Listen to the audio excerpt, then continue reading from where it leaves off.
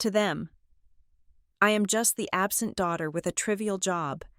Tonight, they toast to the anonymous savior who rescued the family firm, praising a hero they have never met.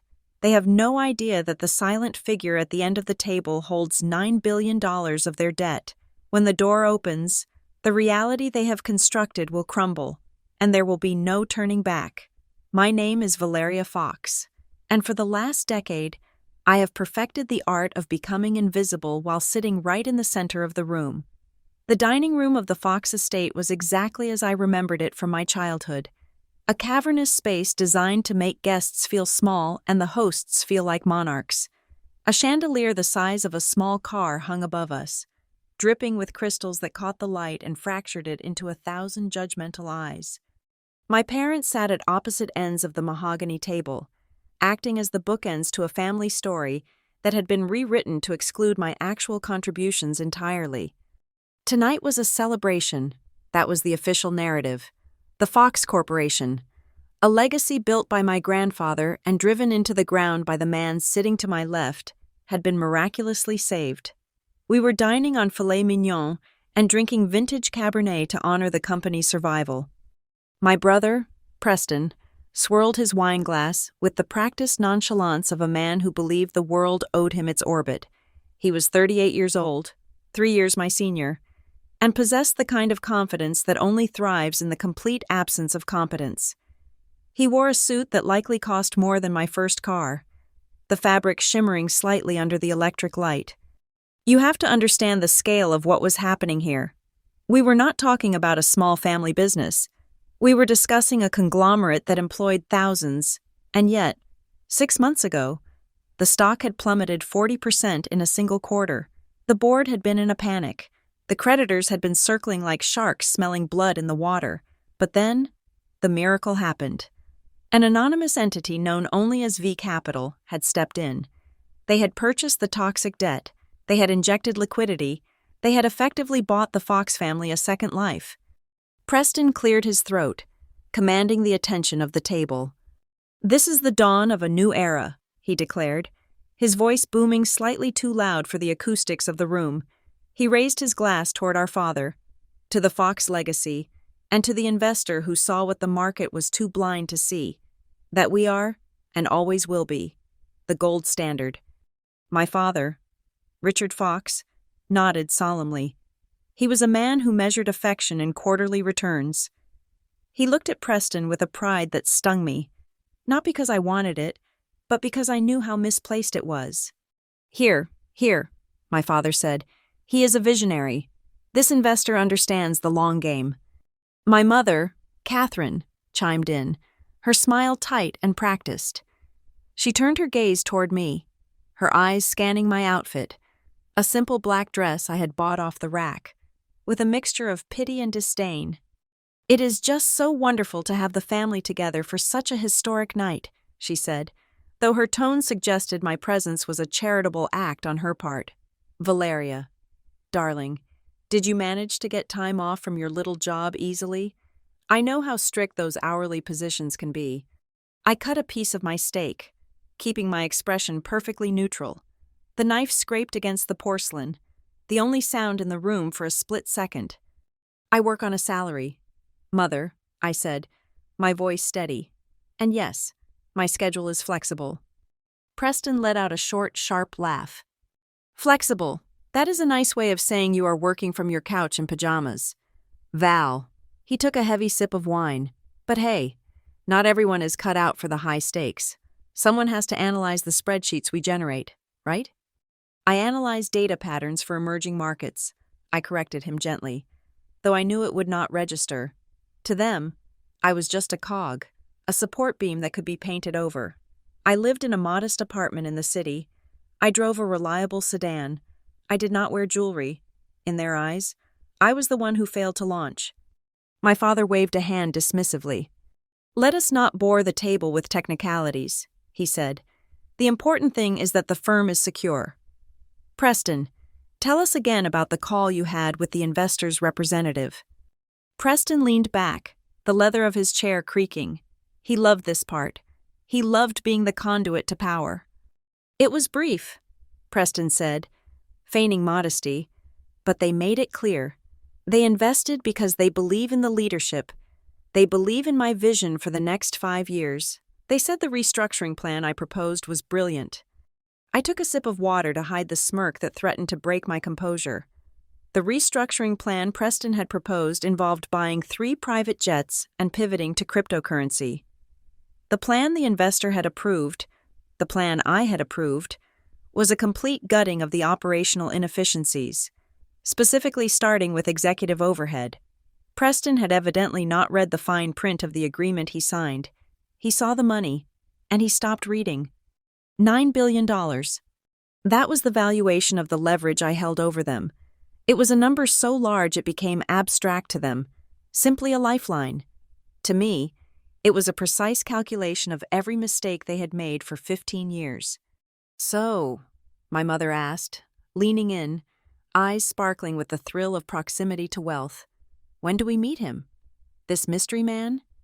Preston checked his watch, a heavy gold timepiece that looked like it weighed 5 pounds.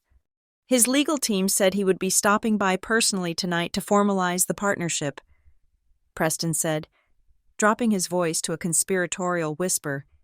"He wants to look us in the eye. A handshake deal. Old school. I respect that." I kept my gaze fixed on the floral centerpiece. The irony was suffocating. They were expecting a titan of industry, a gray-haired contemporary of my father, perhaps, or a tech billionaire in a hoodie who saw a kindred spirit in Preston. They had constructed a hero in their minds, a reflection of their own ego. "Valeria," my father said sharply, snapping me out of my thoughts. "Try to look a little more presentable when he arrives. Sit up straight, and maybe let the men do the talking. We do not want to bore a man of his stature with details about whatever it is you do." "I am just here to support the family," I said. My mother sighed. "Just try not to embarrass your brother. This is his night. He has saved us all." I looked at Preston. He was beaming, drunk on his own mythology. He really believed he had done it. He believed he had charmed a stranger into handing him billions of dollars. He had no idea that the stranger had been tracking his spending accounts for 3 years. He had no idea that the stranger knew about the offshore accounts in the Caymans, or the payoffs to the zoning commissioners in Nevada. The grandfather clock in the hallway chimed. It was 8 o'clock. The atmosphere in the room shifted. The anticipation hardened into a brittle tension. My father straightened his tie. My mother smoothed the napkin on her lap. Preston finished his wine in one gulp and signaled for the staff to refill it, needing the liquid courage. "He is probably just running late," Preston said, though his eyes darted to the door. These types of men operate on their own time.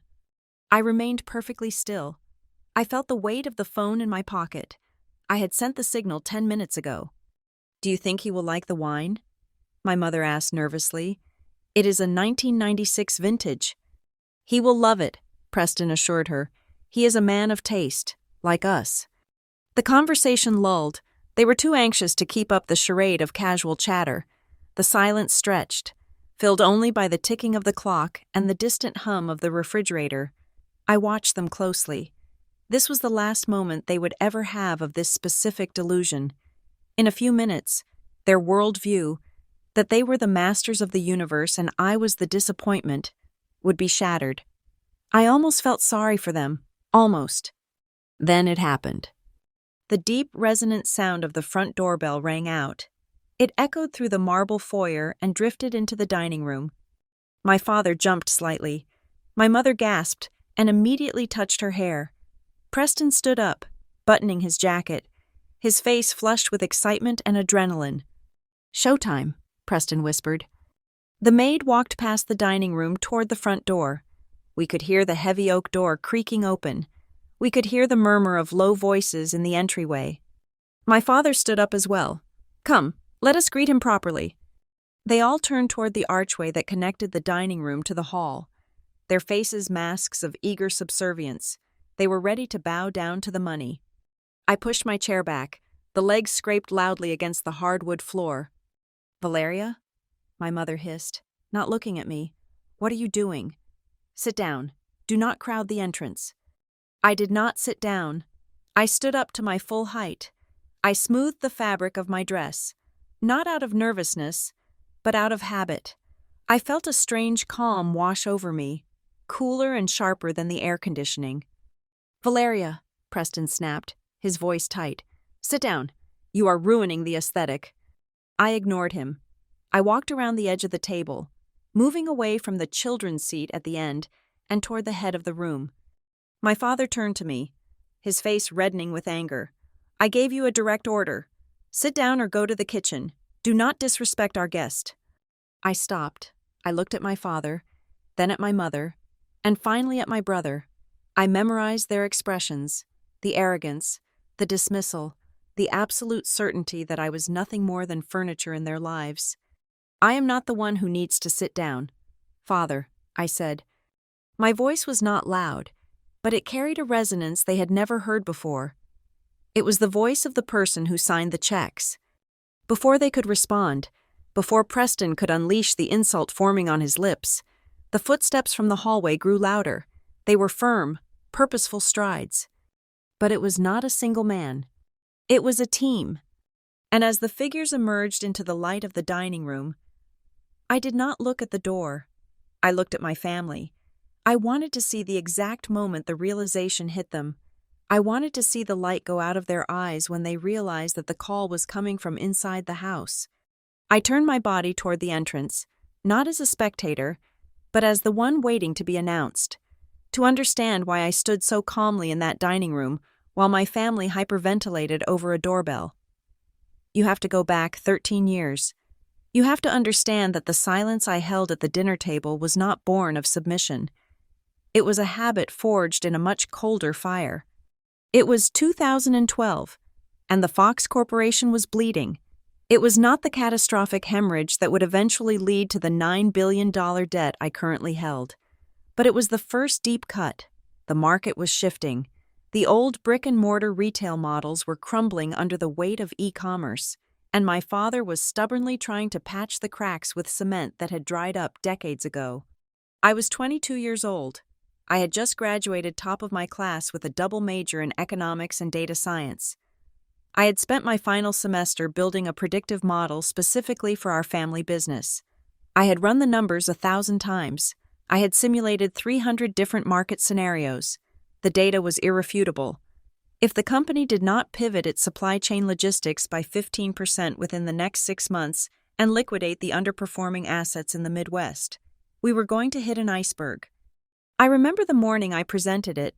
It was in my father's study, a room that smelled of stale cigar smoke and old leather. The morning sun was filtering through the heavy drapes, illuminating dust motes dancing in the air. I had printed out a 30-page report, bound in a simple black folder. I had prepared a slide deck. I was naive enough to think that competence was the currency of our household. Father sat behind his desk, Preston, then 25, and fresh out of a business school program he had barely scraped through, was lounging on the sofa, scrolling through his phone. Mother was arranging flowers in a vase by the window, her back to us, pretending to be invisible. I laid the report on the desk. "It is all in the data, Father," I said, my voice trembling slightly with the intensity of my conviction. "The Midwest branches are draining 20% of our operating capital. The customer retention rate there has dropped by 12% in 2 quarters. We need to sell those properties now while the real estate market is still inflated, and reinvest that capital into a digital fulfillment center. If we do not, the liquidity crunch will hit us by the 3rd quarter of next year." My father did not open the folder. He did not look at the graphs I had spent weeks perfecting. He simply took off his reading glasses and rubbed the bridge of his nose, letting out a long, weary sigh. "Valeria," he said, his voice heavy with a patronizing patience that felt like a pat on the head. "You have been out of school for what, 3 weeks?" 4 weeks, I corrected him. "And the math does not care about my tenure. It cares about the trends." Preston chuckled from the sofa. He did not look up from his phone. "She thinks the real world is like a textbook," he said. "Cute." "It is not a textbook." "Preston," I snapped, turning to him, "it is the ledger. It is the reality of where the money is going." My father tapped his finger on the closed folder. Business is not just about numbers on a screen. Valeria, it is about relationships. It is about gut instinct. I have known the managers in the Midwest for 20 years. You do not just cut people loose because a computer program tells you to. You lack the necessary exposure. You are too soft. You are not battle-tested. I felt a heat rising in my cheeks. It was not softness. It was efficiency. Keeping dead weight because you played golf with the manager was not strength. It was negligence. I am telling you, the market is turning. I insisted. If we wait, we will lose millions. Preston sat up then, swinging his legs off the couch.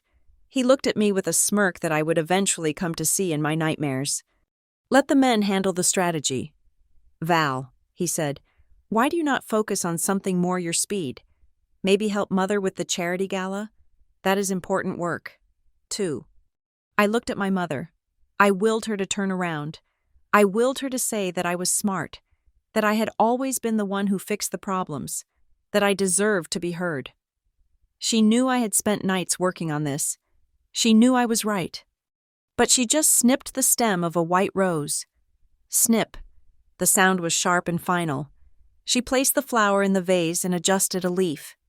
Your father knows best, dear, she said softly, not meeting my eyes. We should not argue about money. It is uncouth. That was the moment. It was not a dramatic explosion. It was the quiet, suffocating realization that I did not exist in this room. I was a ghost. I was a prop to be moved around to make the family portrait look complete. But I was never intended to have a voice. My education, my intelligence, my desperate desire to save them from themselves. It was all irrelevant because I was not the sun, and I was not the reflection of their own vanity. I picked up my folder. My hands were steady now. I understand, I said. I turned and walked out of the study. I did not slam the door. I closed it gently, sealing them inside with their ego and their impending failure. That afternoon, I packed 2 suitcases. I did not take everything. I took only what I had bought with the money I earned from tutoring during college. I left the designer clothes my mother had bought me for appearances. I left the jewelry that came with strings attached. I left the car keys on the counter in the kitchen. I had $5,000 in a savings account. It was not a fortune, but it was mine. I moved into a studio apartment on the east side of the city. It was 300 square feet.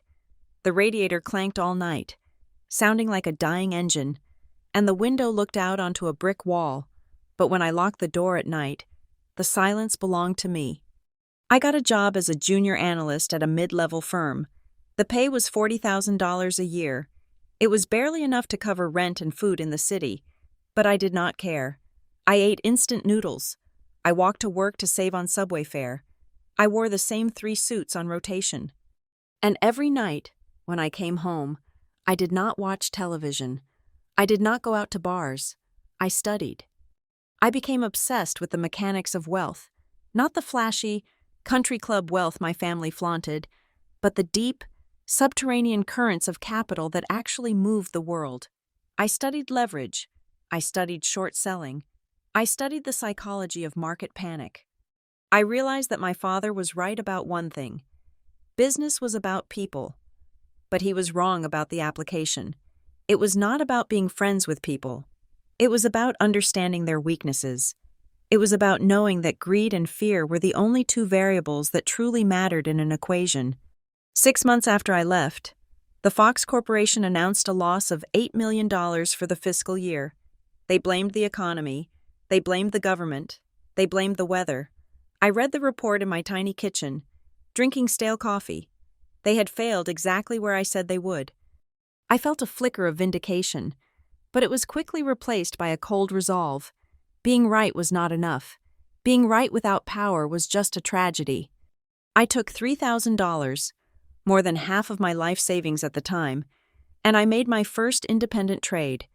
It was a high-risk option on a pharmaceutical company that I had analyzed down to the molecular level.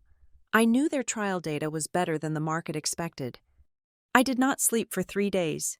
I watched the ticker tape on my laptop screen until my eyes burned. On the fourth day, the stock jumped. I closed the position. I had turned $3,000 into $18,000 in 96 hours. I sat back in my cheap, squeaky office chair and stared at the number on the screen. It was not just money, it was a weapon. It was proof that I did not need their approval, their network, or their name. I reinvested everything. I compounded. I lived like a monk and traded like a shark, while my brother was likely popping champagne bottles in clubs he could not afford, buying friends who would abandon him the moment the credit card declined. I was building a fortress. I created my first shell company a year later. I called it V Capital. It was an anonymous shield, a way to move through the market without carrying the baggage of the Fox name. I did not want anyone to know it was me, especially not them. Over the years, I watched from a distance as my family made mistake after mistake. I watched them refinance the house. I watched them sell off the summer estate. I watched the desperation creep into their press releases. There were times, late at night, when the loneliness would hit me. I would think about calling my mother. I would think about driving out to the estate and just sitting in the garden. But then I would remember the sound of that snipping shear. Your father knows best. No, I could not go back as a daughter. The daughter was weak. The daughter was dismissed. I made a vow to myself in that cramped apartment, illuminated only by the glow of stock charts. I would return one day, but I would not walk through the front door asking for love. I would not walk in asking for acceptance. I would walk in when I owned the door. I would walk in when I owned the roof over their heads, the chairs they sat in, and the debt that kept them awake at night. I would become the thing they respected most in the world, a check they could not cash without my permission. So I waited, I built, I let 12 years go by. I let them forget me, or at least, forget the threat of me. I let them think I was just Valeria, the girl who worked a data entry job and lived in a small apartment. I let them believe the lie because the truth was too expensive for them to afford. And now, as I stood in the dining room, listening to the footsteps of my legal team approaching, I knew that the 22-year-old girl who had walked out with nothing was finally getting her meeting, and this time, nobody was going to tell her to help with the flowers. This time, the data was not in a folder on the desk. The data was sitting in the bank account of V Capital, and the balance was $9 billion. The door handle turned. The sound was loud in the silence. My father adjusted his tie one last time, a reflex of vanity before the execution. He had no idea that the executioner had been sitting at his table for the last 2 hours, breaking bread and drinking his wine. The past was done. The lesson was about to begin. The architecture of my empire was not built on luck, and it certainly was not built on the kind of handshake deals my father favored. It was built on the dry, unglamorous bedrock of corporate law and compound interest. While my brother was busy trying to charm investors at country clubs, I was sitting in a university library at 2 a.m, dissecting the finer points of the Delaware General Corporation law. I realized early on that if I wanted to own the Fox Corporation one day, I could not just buy shares on the open market. My name appearing on a shareholder registry would have triggered an immediate defensive reaction from my father. He would have diluted the stock, poisoned the pill, or burned the company to the ground rather than let his estranged daughter have a seat at the table. So, I had to become a ghost. I taught myself the mechanics of anonymity. I learned how to structure a limited liability company so that the trail of ownership ended in a blind trust. I learned how to use registered agents to sign documents so my signature never appeared on a public filing. I created layers of separation, like a Russian nesting doll made of paperwork.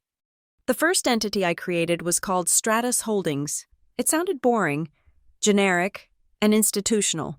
That was the point. Stratus Holdings was owned by another entity registered in Nevada, which was in turn owned by a trust, where I was the sole beneficiary, but not the trustee, to the outside world.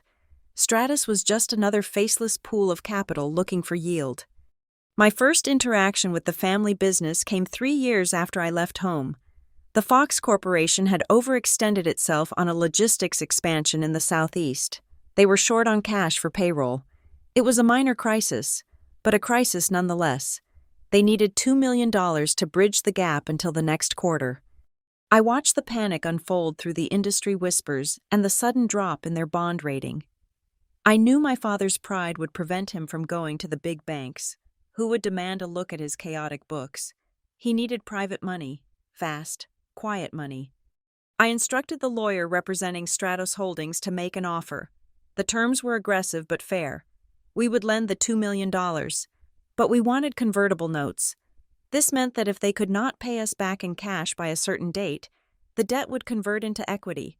We would own a piece of the company. I remember sitting in my small apartment, staring at the phone, waiting for the lawyer to call back. I was terrified. I thought my father would do his due diligence.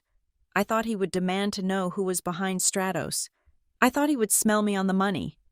But the phone rang, and the lawyer's voice was calm. They took the deal, he said. They did not even negotiate the interest rate. Did they ask about the source of funds? I asked. No, the lawyer replied. They just wanted to know how fast we could wire the transfer. That was the moment I lost the last shred of professional respect I had for my father. He did not care where the money came from. He did not care about the long-term implications of convertible debt. He just wanted the problem to go away so he could go back to pretending everything was fine. Money has no DNA. It has no last name. To my father and the board of directors, that $2 million was just fuel for the engine.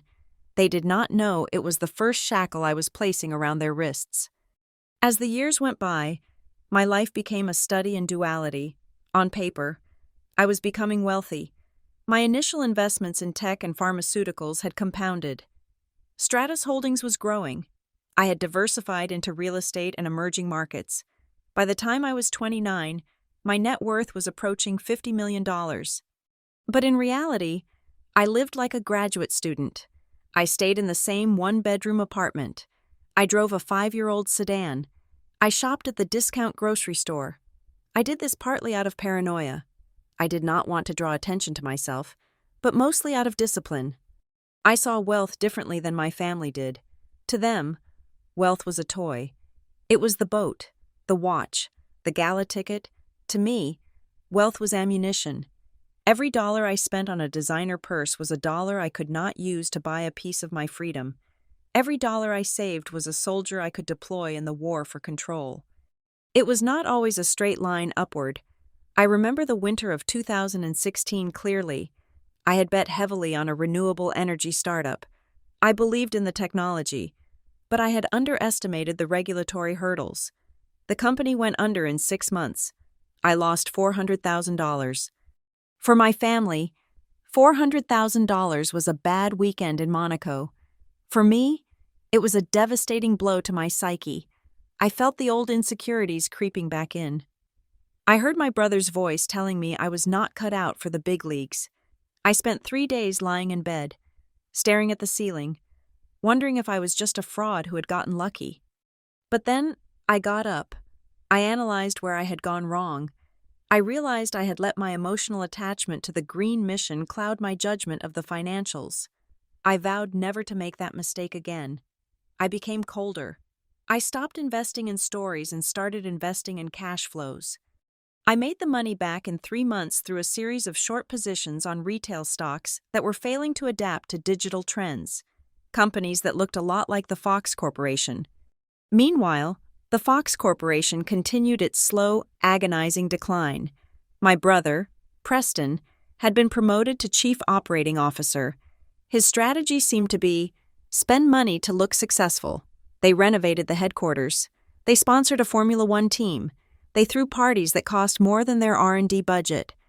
Every time they needed cash to fund these delusions, Stratos Holdings, or one of my other entities, like V Capital, was there. I bought their commercial paper. I bought their distressed bonds. When the banks started turning them away, I became their lender of last resort. I was the friendly shadow in the corner, always ready to write a check. The board of directors loved me, or rather, they loved the entities I controlled. They called V Capital a strategic partner. They praised our vision, They had no idea that the person signing off on these loans was the same woman they had ignored at company picnics when she was a teenager. They never looked. That was the key. They were so blinded by their own need for validation, so desperate to believe that big, important institutional investors believed in them, that they never dug deep enough to find the truth. By the time I was 33, the dynamic had shifted fundamentally. I was no longer just an investor. I was the creditor. I held 40% of their long-term debt. I held options that, if exercised, would give me a controlling interest in the voting shares. I owned the mortgage on the headquarters.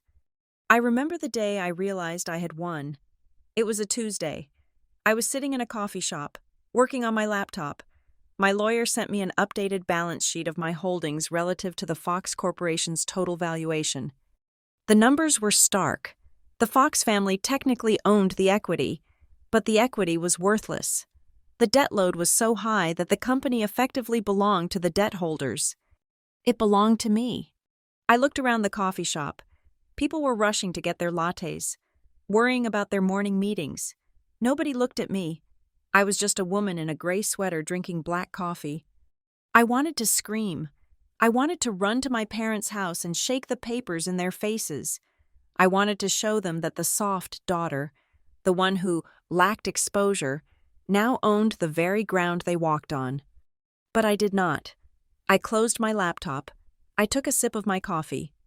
Patience was the most expensive luxury I had bought, and I was going to enjoy it. I waited for the final mistake. I knew it would come.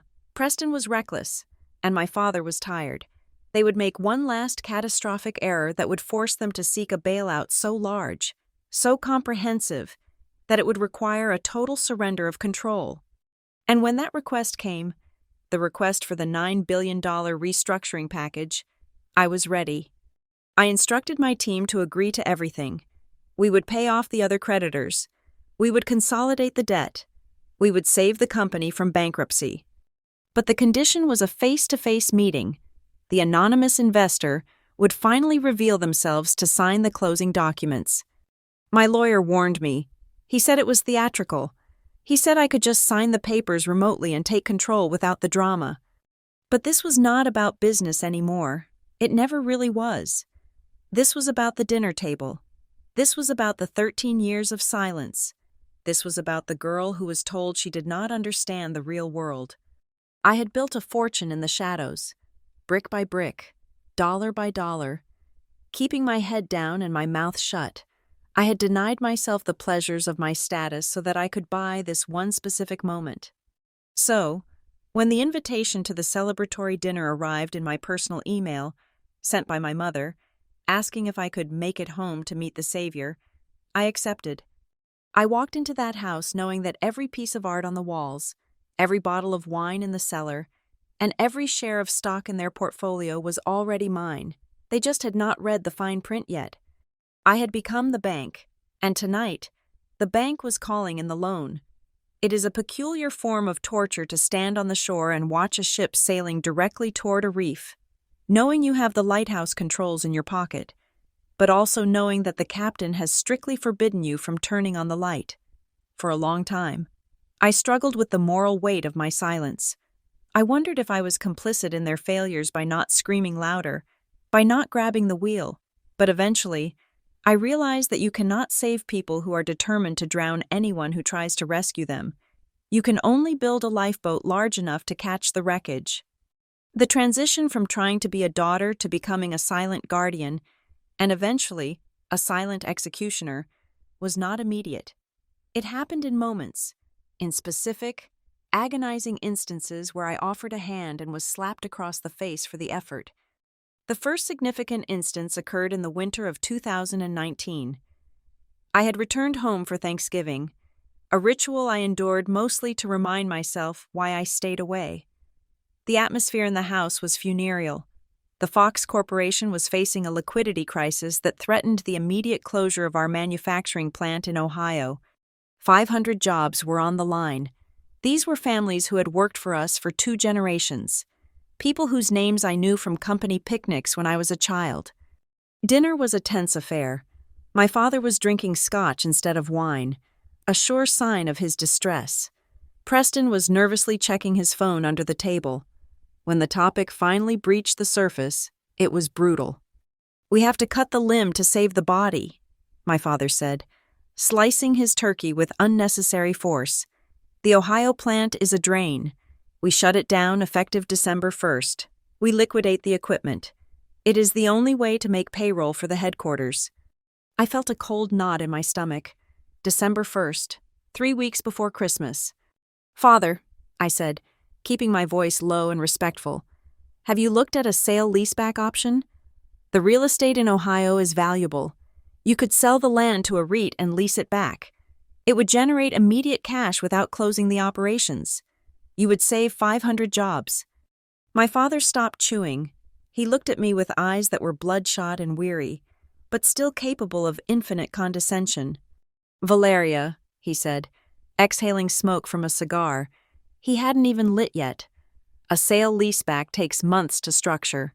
We have days. Please, do not meddle in big affairs you do not understand. This is a boardroom decision, not a classroom theory. You think I want to fire them? No, but a leader does what is necessary. You are too emotional. That is why you are where you are, and Preston is where he is." I looked at Preston. Where he is was currently losing a level on a mobile game under the table. "I am just saying there are alternatives," I pressed. "Enough!" My father slammed his hand on the table. The silver rattled. "I do not want to hear another word about your little ideas. You are a guest in this house. Act like one. Eat your dinner and be grateful the company still exists to pay for it." I shut my mouth. I ate my dinner. The turkey tasted like ash. But that night, I did not sleep. I lay in the guest room, staring at the expensive crown molding, thinking about the 500 families in Ohio. My father was right about one thing. A traditional sale-leaseback took months, but private equity moved at the speed of the wire transfer. I opened my laptop at 3 in the morning. I logged into the secure portal for V Capital. I drafted a proposal.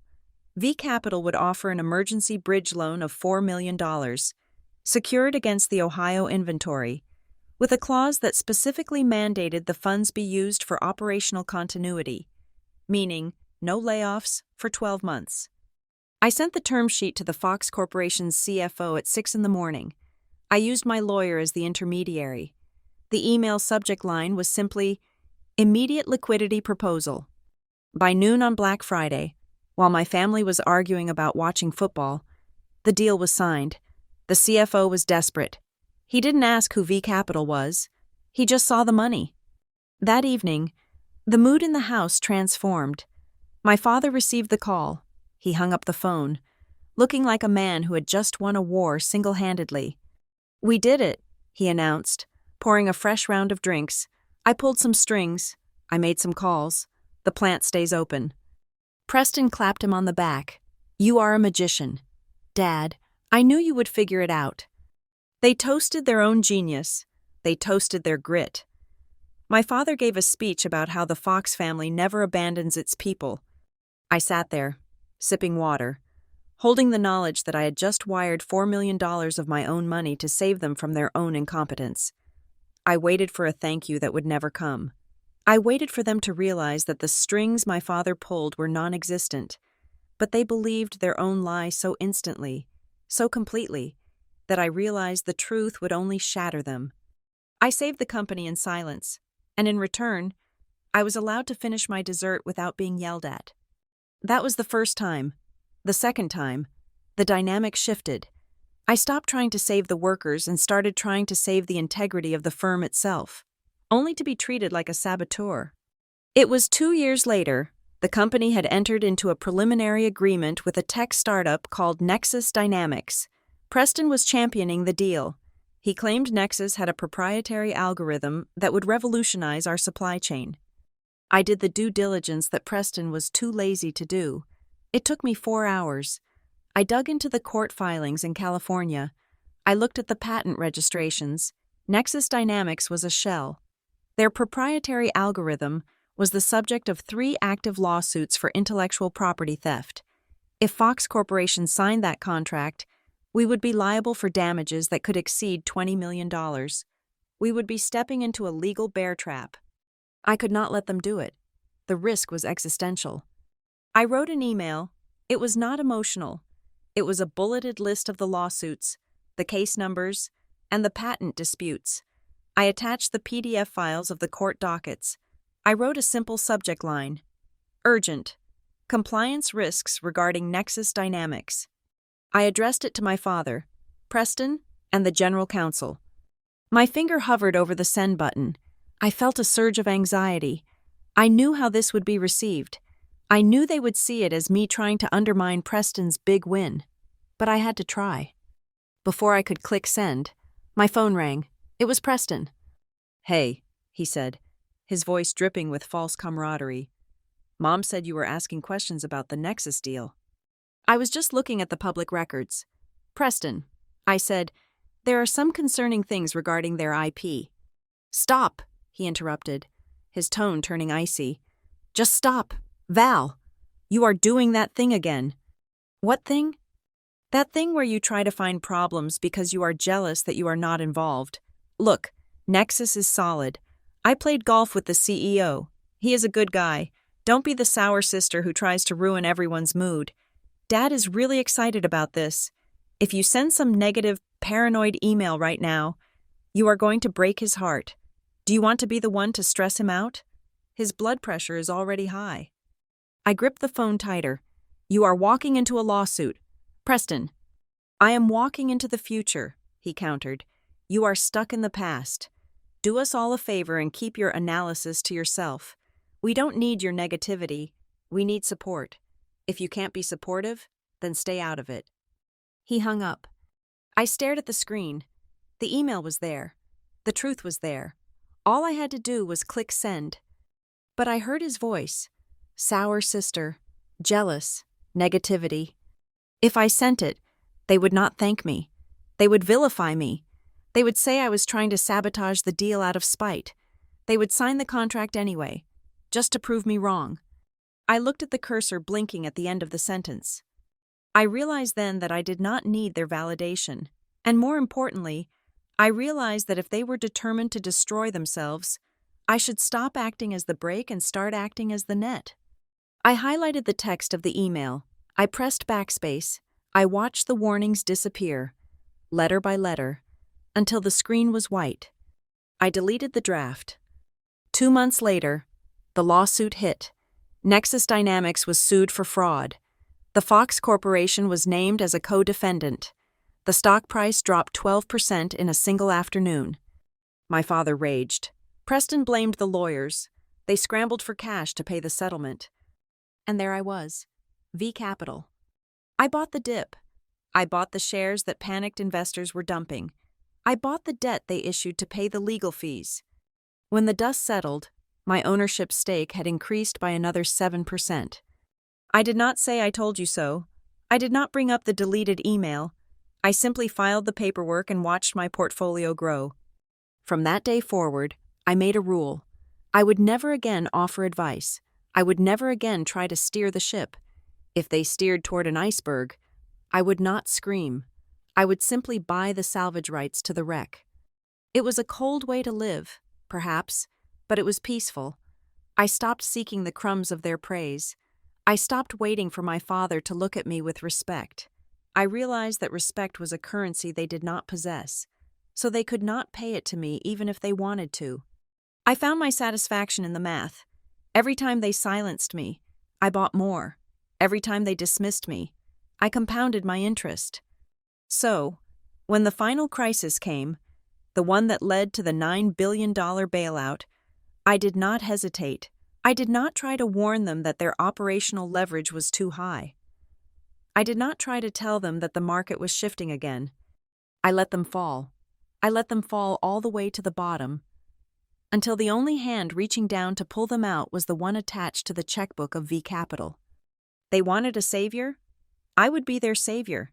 But unlike the daughter they ignored, the savior would demand a price, and the price was everything they had.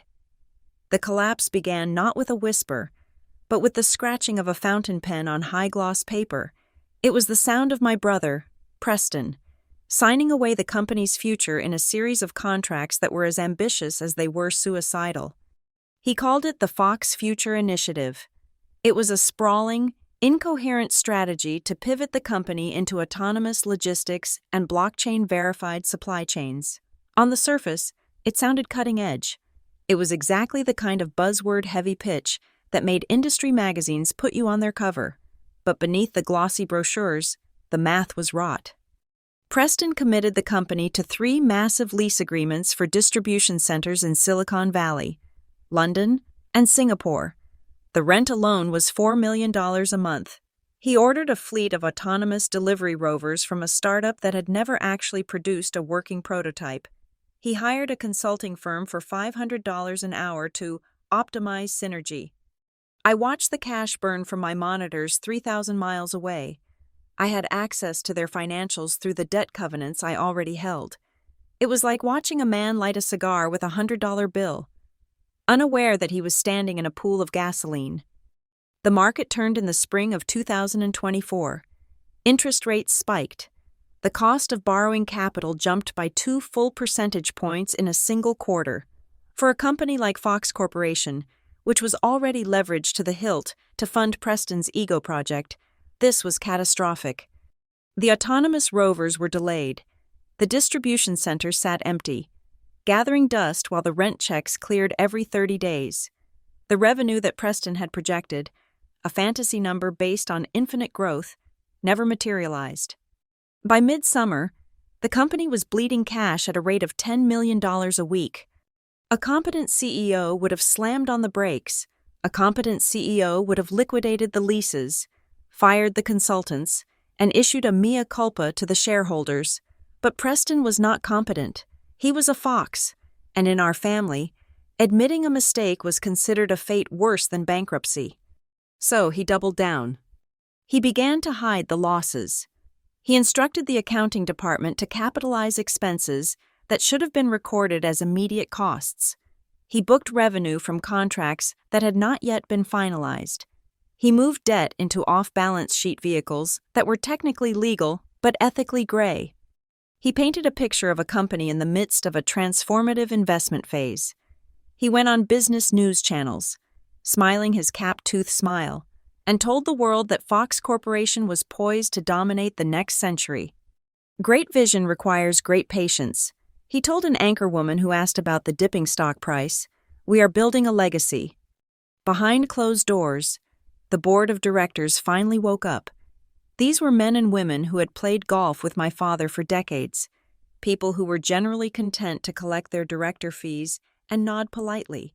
But when the dividend payments were suspended, the politeness evaporated.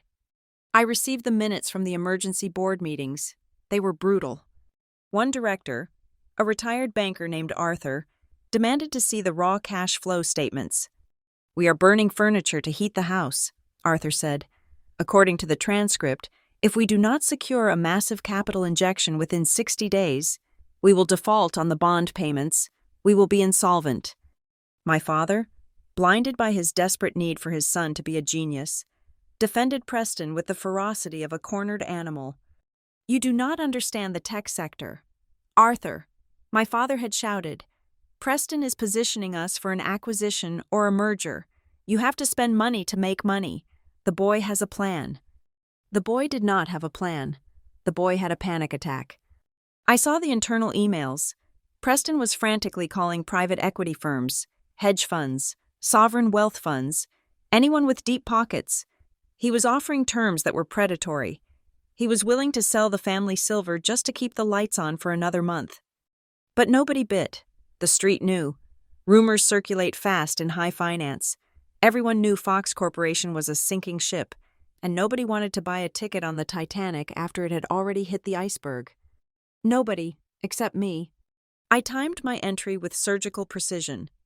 I waited until the cash reserves were down to less than 48 hours of operating expenses. I waited until the suppliers were threatening to stop shipments. I waited until Preston was staring at a prison sentence for trading while insolvent. Then, V Capital made the call. We did not speak to Preston. We spoke to the general counsel. We sent over a term sheet that was longer than a novel. It was a restructuring package worth $9 billion. It included the refinancing of all existing debt, a massive infusion of working capital, and a line of credit to stabilize operations. It was a lifeline so large it was blinding. But there were conditions, strict covenants, control over board appointments, and most importantly, the requirement that the existing equity holders, my family, would be diluted. They would keep their titles, they would keep their salaries, but they would effectively lose their majority voting power. They did not read the fine print. I knew they would not. They were drowning, and I had just thrown them a rope made of gold.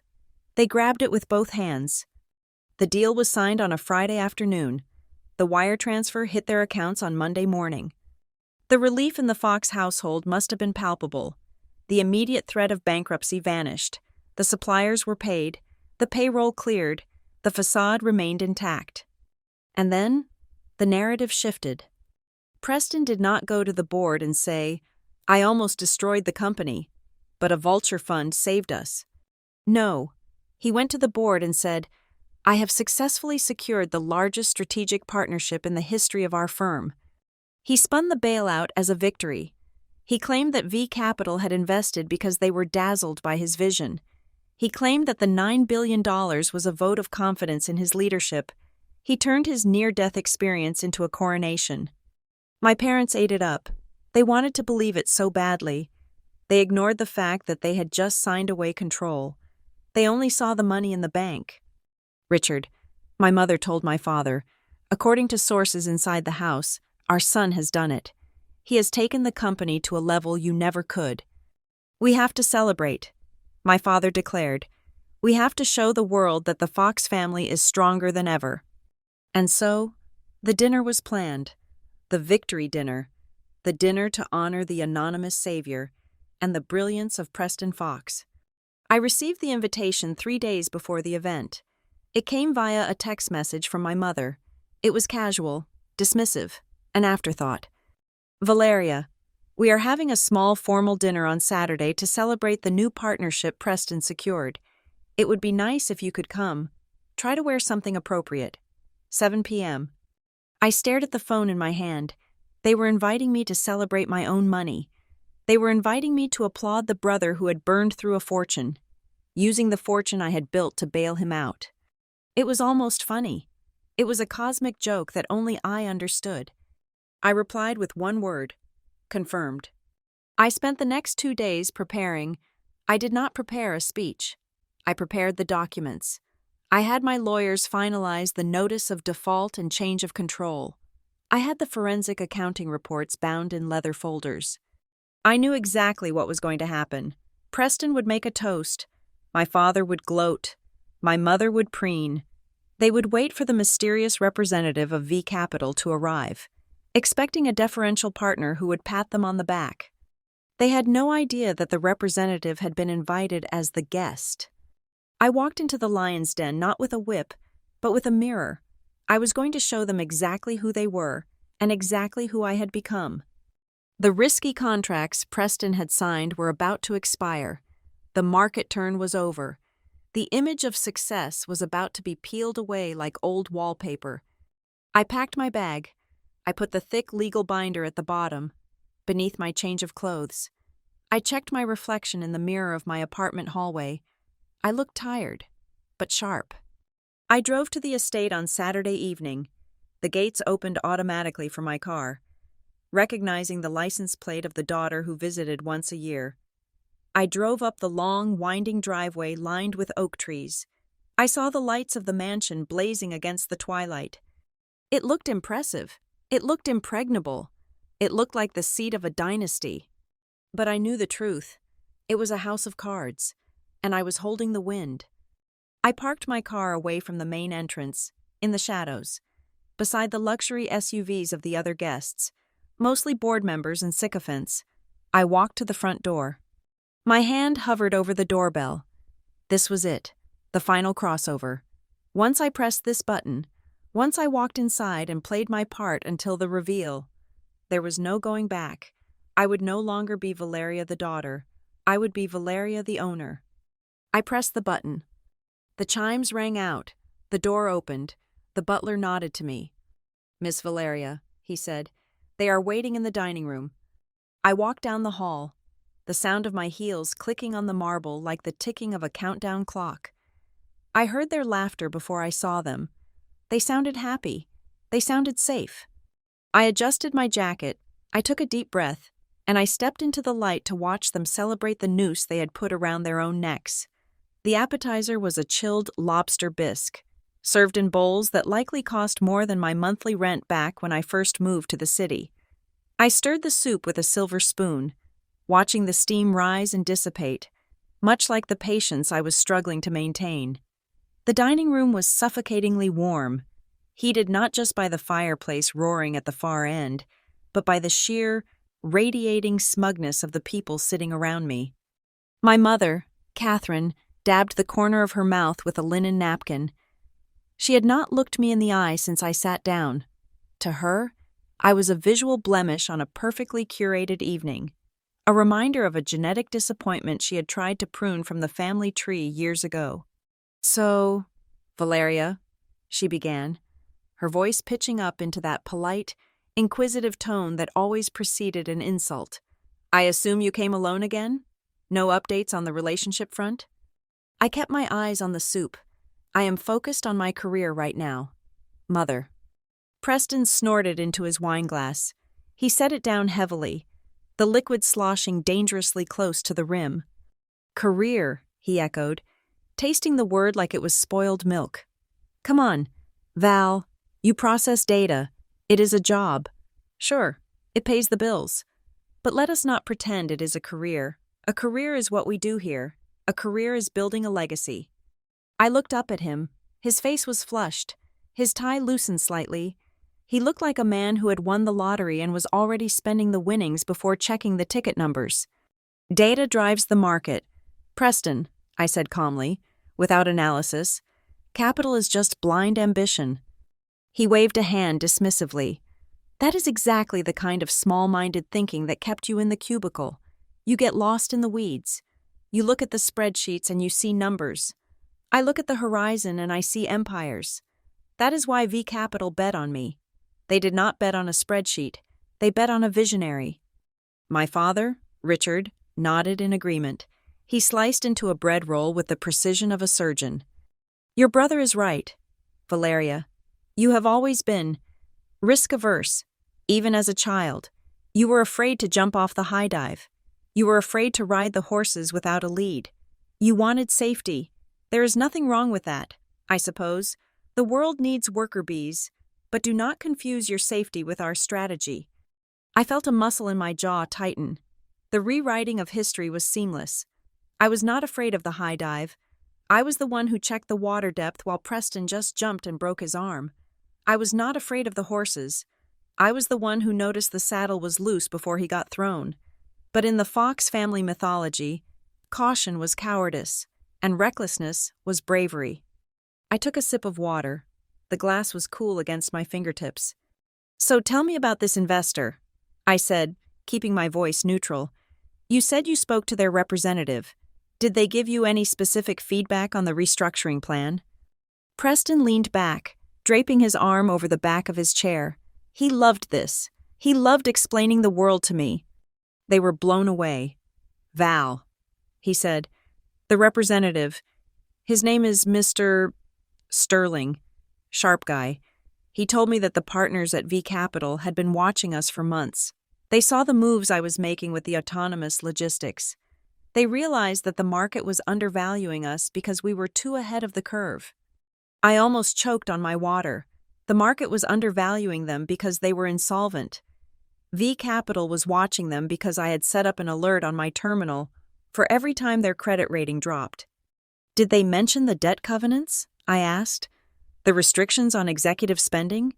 The dilution of voting rights?" Preston narrowed his eyes. He looked annoyed, like a teacher dealing with a slow student. "Standard boilerplate," he said dismissively. "Legal jargon. Of course, there are some checks and balances. They are putting in $9 billion, but the spirit of the deal is partnership. They are leaving me in the driver's seat. They explicitly said they want the Fox DNA to remain dominant." My father chimed in. Exactly. They recognize that you cannot separate the family from the firm. We are the brand. I looked from my father to my brother, and then to my mother, who was busy critiquing the flower arrangement. In that moment, the final vestige of doubt evaporated. For years, a small, foolish part of me had wondered if I was being too harsh. I had wondered if maybe, just maybe, if I came back with enough success, they would see me. I had wondered if their behavior was just a reaction to stress, to the pressure of business. But tonight, the pressure was gone. They believed they were saved. They believed they were rich again, and yet, their arrogance was exactly the same. Their disdain for me was exactly the same. Their complete lack of self-awareness was exactly the same. They had not learned a single lesson. They were incapable of learning. If I handed them this company back, debt-free, they would destroy it again within 5 years. They would burn through the $9 billion just like they burned through the last fortune, and they would blame the economy, or the government, or me. I realized then that I was not here to save them. I was here to stop them.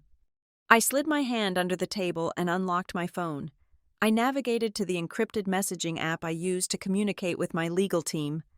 I typed 2 words, green light. I hit send. Across town, in a sleek black sedan, my lead attorney, Mr. Sterling, would be checking his watch. He would tap the driver on the shoulder. They would begin the final approach. I put the phone back in my lap. So, my mother asked, breaking the silence, when does this mysterious savior arrive? I want to make sure the coffee is hot. He said he would be here by 8:30, Preston said, checking his massive gold watch. He is punctual. I like that. Shows respect. It was 8:20. I felt a sudden need to be away from them. The air in the room was thick with their delusions, and I felt like I was inhaling smoke. I needed a moment of clarity before the explosion. I needed to stand in the cool night air and remind myself that I was the one holding the detonator. I am going to step out for some fresh air, I said, pushing my chair back. My father frowned. Now? He will be here any minute. Do not wander off. Valeria, it looks unprofessional to have family members lurking in the garden. I will be right on the front porch. Father, I said, standing up, I just need to make a quick call to my boss. Preston laughed. Boss? Right. Make sure you clock out. Val, do not want to miss out on that overtime pay. I ignored him. I walked out of the dining room, down the long hallway with the portraits of our ancestors staring down at me, stern men who had built something real, something my brother was treating like a casino chip. I opened the heavy front door and stepped out onto the porch. The night air was crisp and cold. It smelled of pine and rain. I walked to the edge of the stone steps and looked out at the driveway. The security lights were on, casting long shadows across the lawn. I wrapped my arms around myself, not because I was cold, but because I was trembling with adrenaline. This was the end of a very long road. 13 years of silence. 13 years of being the ghost. I thought about the girl who left this house with 2 suitcases and a broken heart. I thought about the nights I spent eating instant noodles. I thought about the first time I made $1 million and had nobody to call. They had created this. They had forged me in the fire of their neglect. And now, they were going to get burned by the very steel they had tempered. I saw headlights sweep across the iron gates at the bottom of the hill. The car moved slowly up the driveway. It was a black limousine, sleek and menacing. It looked like a hearse coming to collect a body, which, in a corporate sense, it was. I watched it approach. I did not move. I stood my ground. The car stopped at the foot of the stairs. The engine purred into silence. I checked my phone. 8:29. I turned and looked back at the front door of the house. I could hear their muffled voices inside. They were probably laughing. They were probably pouring another glass of wine. I reached out and opened the front door. Stepping back into the foyer, just as the driver opened the rear door of the limousine, I stood in the hallway, halfway between the dining room and the entrance. I wanted to be the bridge. The doorbell rang. It was a deep, resonant sound, like a gavel striking a block. I heard the chairs scrape against the floor in the dining room. I heard Preston's excited voice. "That is him. Everyone. Places." I stood still. I smoothed my dress. I lifted my chin. The maid hurried past me to answer the door, but I held up a hand to stop her. "It is okay. Maria," I said softly. "I will get it." She looked confused, but she nodded and retreated to the kitchen. I waited. I let the silence hang for a moment. I wanted them to wait. I wanted Preston to wonder why the door wasn't opening immediately. Then, I reached out and turned the handle. The heavy wood swung inward. Mr. Sterling stood there, holding a thick leather briefcase. He was a tall man with silver hair and a face carved out of granite. Behind him stood 2 junior associates and a forensic accountant I had flown in from New York. "Good evening, Miss Sterling," I said. He looked at me, his expression shifting from professional sternness to a respectful nod. "Ms. Fox," he said, "we are ready to proceed." I stepped back and gestured for them to enter. They walked into the foyer, their footsteps echoing on the marble. I closed the door behind them. The lock clicked shut with a sound of finality. I led them toward the dining room. As we approached the archway, I could see my family standing by the table. They were beaming. My father had his hand extended. Preston was adjusting his cufflinks. My mother was smiling that practiced socialite smile. They were looking at Mr. Sterling. They did not even see me standing behind him. "Ah, you must be the representative from V Capital," Preston announced, stepping forward with his hand out. "Welcome to our home. We are so honored to finally meet the team." Mr. Sterling did not take Preston's hand. He did not smile. He stopped at the edge of the rug. "Mr. Fox," he said, his voice cool and devoid of warmth, "I am indeed the legal counsel for V Capital, but I am not the investor." Preston's smile faltered. His hand dropped slightly. "Oh?" he said, confused. I was under the impression you were the lead on this. Is the investor delayed?" Mr. Sterling stepped aside. He moved with a practiced fluidity, clearing the line of sight between my family and the space directly behind him. "No. Mr. Fox," Sterling said, "the investor is not delayed. The investor has been here all evening." And in the silence that followed, a silence so profound, it felt like the air had been sucked out of the room. I stepped into the gap. I walked forward until I was standing in front of my lawyer, directly facing my brother. I looked at Preston. I looked at my father. I looked at my mother. The confusion on their faces began to curdle into something else, something like horror. "Hello, Preston," I said. Preston laughed. It was a nervous, high-pitched sound. "Val, get out of the way," he hissed. "This is serious. Where is the investor?" I took the briefcase from Mr. Sterling's hand. I set it down on the end of the dining table, the seat where I had been sitting, the seat for the extra guest. I clicked the latches open. The sound was like 2 gunshots in the quiet room. "I am V Capital. Preston," I said. I pulled out the file marked Deed of Trust and Stock Purchase Agreement. I am the one who bought the debt. I am the one who saved the company. And I am the one who is about to take it all back. I watched the color drain from his face. It was not a gradual fade. It was instant. He went pale, as if his heart had simply stopped beating. My father dropped his wine glass. It hit the floor and shattered, spraying red wine across the expensive Persian rug like a splatter of blood. No one moved to clean it up. The red wine stain on the Persian rug was spreading, a dark, jagged island growing on a sea of beige wool. For a long time, that was the only movement in the room. The shattered glass lay in shards near my father's expensive leather loafers. But he did not step back. He did not look down. He was frozen. His eyes locked on me, his mouth slightly open in a rictus of absolute incomprehension. Preston was the first to break the paralysis, and he did it with the predictable defense mechanism of a man whose reality is too fragile to accept a sledgehammer. He laughed.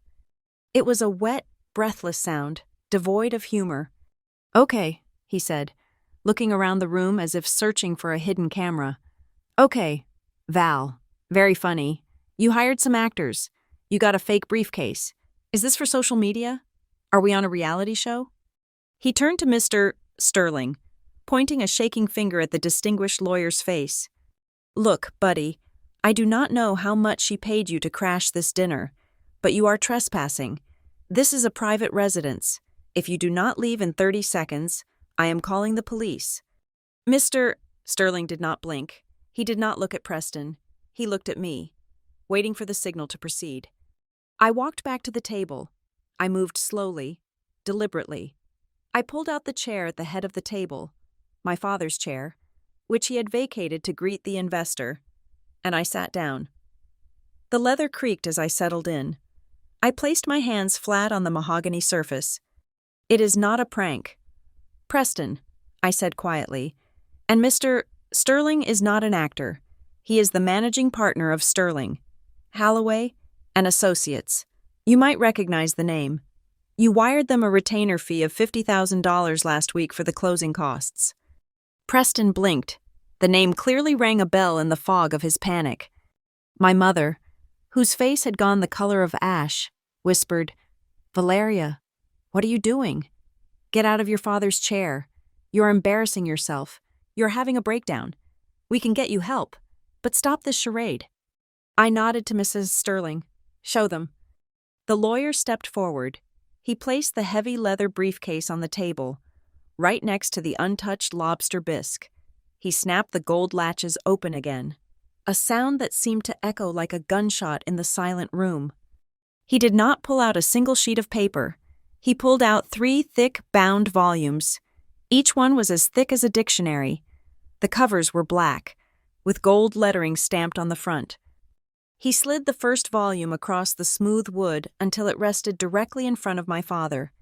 This, Mr. Sterling said, his voice a deep baritone that commanded absolute attention, is the master loan agreement signed on the 14th of this month. He slid the second volume toward Preston. This is the stock purchase agreement, detailing the dilution of Class A and Class B shares, effectively transferring majority voting rights to the lender upon execution of the funds transfer. He kept the third volume in his hand, holding it like a weapon. And this, he continued, is the beneficial ownership declaration for V Capital, Stratos Holdings, and the 11 other shell entities that have been purchasing your debt for the last 7 years. Preston looked at the book in front of him as if it were radioactive. He did not want to touch it. He knew that if he opened it, the world as he knew it would end. Open it. Preston, I said, look at the signature page. My father was the one who moved first. His hands were shaking so badly that he fumbled with the cover. He flipped the heavy pages, the paper crinkling in the silence. He scanned the lines of legalese, his eyes darting back and forth, trying to find the flaw, the trick, the lie. Then he stopped. He stared at a page near the back, his breath hitched in his throat. It says here, he stammered, his voice weak. It says the primary beneficiary of the trust is Valeria Fox. He looked up at me, his eyes wide with shock and betrayal. Valeria? But how? You work in data analysis. You live in a studio apartment. I leaned forward, clasping my hands together. I work in data analysis. Yes, I said, and I'm very good at it. I am also very good at algorithmic trading. I am very good at shorting companies that are managed by incompetence. And I am very good at saving, while you were buying boats. Father, I was buying treasury bonds. While Preston was buying bottle service, I was buying your commercial paper. Preston ripped open the book in front of him. He frantically flipped to the signature page. He saw it, his own signature, scrawled in blue ink, right next to the signature of the authorized representative for V Capital, and below that signature, in the notarized disclosure section that he had clearly never bothered to read, was the name of the holding company, the VF Trust. VF, Preston whispered, Valeria Fox. He looked up, his face twisted in a mixture of rage and terror. You tricked me, he screamed. You committed fraud. You cannot do this. Mr. Sterling cleared his throat. It was a polite, dangerous sound. I would be very careful with your choice of words. Mr. Fox, the lawyer said, there was no fraud. The entity was legally registered. The funds were verified legitimate. You solicited the investment. You signed the contracts. You accepted the wire transfer of $9 billion. Sterling paused, letting the number hang in the air. $9 billion, he repeated, enunciating every syllable. That is the total exposure V Capital currently holds on Fox Corporation. That figure includes the emergency liquidity injection, the refinancing of the toxic bonds, and the purchase of the outstanding loans from your previous creditors. $9 billion. The number seemed to physically weigh down the room. It was an abstract amount to most people, but to the people in this room, it was a death sentence. It was more than the company was worth. It was more than they were worth. It was more than everything they had ever owned, combined. Times 3. My mother put a hand to her chest. $9 billion? She gasped. But the company, we still own the company, right? Richard, we still own it? My father did not answer. He was still staring at the document, reading the same paragraph over and over again. Mr. Sterling answered for him. Under the terms of the agreement, specifically Section 4, Clause C, upon the transfer of the funds, the lender, V Capital, assumes immediate control of the board of directors until the principal is repaid in full. Furthermore, if the debt-to-equity ratio exceeds a certain threshold, which it currently does, by a significant margin, the lender has the right to convert the debt into 92% of the common stock. 92%, Preston choked out. That leaves us with 8%? Divided among the three of you, yes, I added comfortably, that is about 2.6% each. Enough to get a free turkey at Thanksgiving, maybe, but not enough to sit in that chair. Father. I pointed to the chair I was sitting in. My father looked at me. The arrogance was gone. The condescension was gone. In their place was a naked, terrified vulnerability that I had never seen before. Valeria, he said, his voice trembling. Why? Why would you do this? We are family. I laughed. It was a short, sharp sound. Family? I asked. Was I family when you told me I was too soft to lead? Was I family when you told me to go help with the flowers while the men talked business? Was I family when you mocked my job, my home, my life, every single time I walked through that door? I stood up and walked around the table, trailing my hand along the edge. I did not do this to hurt you. Father, I did this to save the company, because the truth is, you were running it into the ground. You were 6 weeks away from liquidation. The banks had already drafted the foreclosure notices. I saw the emails. I saw the desperate pleas you sent to the hedge funds in Cayman. Nobody wanted you. Nobody wanted Fox Corporation. It is a dinosaur. I stopped behind Preston's chair. I leaned down and whispered into his ear. Except me. I wanted it. But I did not want the version you broke. I wanted the version I could fix. Preston spun around in his chair to face me. You cannot fix anything, he shouted, trying to regain some semblance of dominance. You are a girl. You don't know the first thing about logistics. You don't know the industry. I straightened up and looked at Mr. Sterling. Mr. Sterling, please hand Preston the operational audit I prepared. Sterling reached into his briefcase and pulled out a thinner file. He tossed it onto the table in front of Preston. It landed with a slap. Preston looked down. The cover read, Operational Inefficiencies and Strategic Pivot, 2024-2030. Author, V. Fox. I wrote that 3 years ago. Preston, I said, open it to page 40. He hesitated, then opened the file. Page 40, I commanded. He turned the pages. That is the analysis of your autonomous rover project. I said, I predicted the battery failure rate would be 18%. What was the actual failure rate last month? Preston did not answer. He stared at the graph on the page. It was 19%. I said, I missed it by 1%. My apologies. I walked back to the head of the table. I know this company better than you do. Preston, I know every bolt, Every contract, every liability. I know that Mom has been charging her personal shopping sprees to the marketing budget. I know that Dad has been using the corporate jet to fly his mistress to Aspen. My mother let out a sharp cry. My father's head snapped up. "How dare you?" my father hissed. "It is in the flight logs."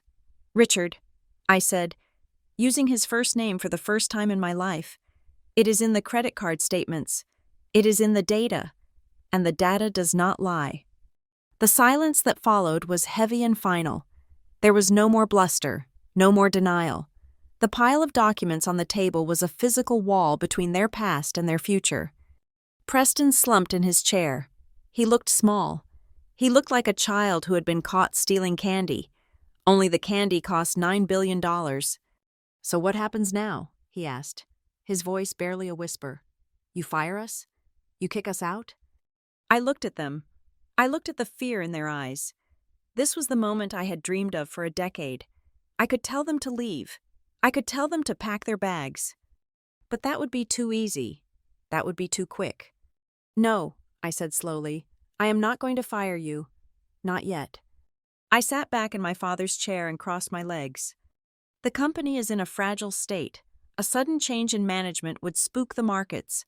The stock would tank, and I would lose money. And as you know, I hate losing money. I picked up the crystal wine glass my father had been drinking from before he dropped it. I inspected it for cracks. "You are going to keep your titles," I said. "You are going to keep your offices. To the outside world. Nothing changes. Preston is the visionary. Richard is the patriarch." They looked at me with confusion, a glimmer of hope sparking in their eyes. "But," I continued, my voice hardening into steel, "inside these walls, everything changes. You do not sign a check without my approval. You do not hire a janitor without my permission. You do not speak to the press without a script that I have written." I looked at Preston. "And you, dear brother, are going to implement the restructuring plan in that folder. You are going to do exactly what I tell you. When I tell you, you are going to be the face, but I am going to be the brain." I leaned forward. "And if you deviate, even by an inch, if you try to hide a single dollar, I will exercise the conversion clause. I will take the 92%. I will strip you of your equity, your salary, and your reputation. I will release the forensic audit to the SEC. I will put you in prison." I paused, letting the threat sink in. "Do we have an understanding?" My father looked at the documents. He looked at Mr. Sterling, who was standing like a sentinel. He looked at me. He nodded slowly. "Yes," he whispered. Preston looked down at his lap. "Yes." My mother was weeping softly into her napkin. "Good," I said. I turned to Mr. Sterling. "You can leave the documents with them. Mr. Sterling, I think they need some time to read the fine print." Sterling nodded. He closed his briefcase. "Very good. Ms. Fox, I will have the final execution copies ready for Monday morning." He turned and walked out of the room. The sound of the front door closing was the period at the end of the sentence. I stayed in the chair. I looked at my family. They were broken. They were trapped. And for the first time in 13 years, I was not the one who wanted to leave the table. I picked up the bottle of wine, the vintage 1996 Cabernet they had opened to celebrate their savior. I poured myself a glass. I swirled the dark liquid. I took a sip. "It tastes better when you own the vineyard," I said. The dinner was officially served, but nobody was eating except me. Monday morning broke over the city with a gray, relentless drizzle, fitting weather for an execution. The boardroom on the 42nd floor of the Fox Tower was a sanctuary of glass and steel, designed to intimidate anyone who wasn't signing a check. A long table of polished black granite dominated the room, surrounded by 20 ergonomic leather chairs that cost more than most people's cars. I arrived at 8:55. I wore a tailored navy suit, sharp and unadorned, no jewelry, no accessories, just the armor of business. Mr. Sterling walked beside me, his stride matching mine. We did not speak in the elevator. The silence was focused. When the doors opened, the air in the hallway was thick with tension. The administrative assistants kept their heads down, typing furiously, sensing the shift in atmospheric pressure. They knew something was happening, even if they didn't know the specifics. I walked into the boardroom. The entire board of directors was already seated. My father sat at the head of the table, the chairman's seat. Preston sat to his right. My mother sat to his left. The other 10 members, independent directors, industry veterans, and a few of my father's golfing buddies, filled the remaining seats. When I entered, the conversation died instantly. "Valeria," my father said, his voice straining for authority but cracking around the edges. "This is a closed meeting for board members and executive officers. If you want to discuss family matters, we can do so at the house later." He was trying to bluff. He was trying to pretend the Saturday dinner hadn't happened, or that he could somehow compartmentalize it away from his corporate reality. I did not answer him. I walked to the opposite end of the table. Mr. Sterling placed a single sheet of paper in front of the corporate secretary. "Read it," Sterling said. The secretary, a nervous woman named Joyce who had been with the company for 20 years, picked up the paper. Her hands shook. She adjusted her glasses. This is a proxy statement," she stammered. "It certifies that V Capital has exercised its rights under the Series B covenant. It designates Ms. Valeria Fox as the voting proxy for all shares held by V Capital and its subsidiaries." She looked up, her face pale. "That represents 51% of the voting rights." The room erupted. The independent directors turned to each other, murmuring frantically. My father slammed his hand on the table. "This is hostile," he shouted.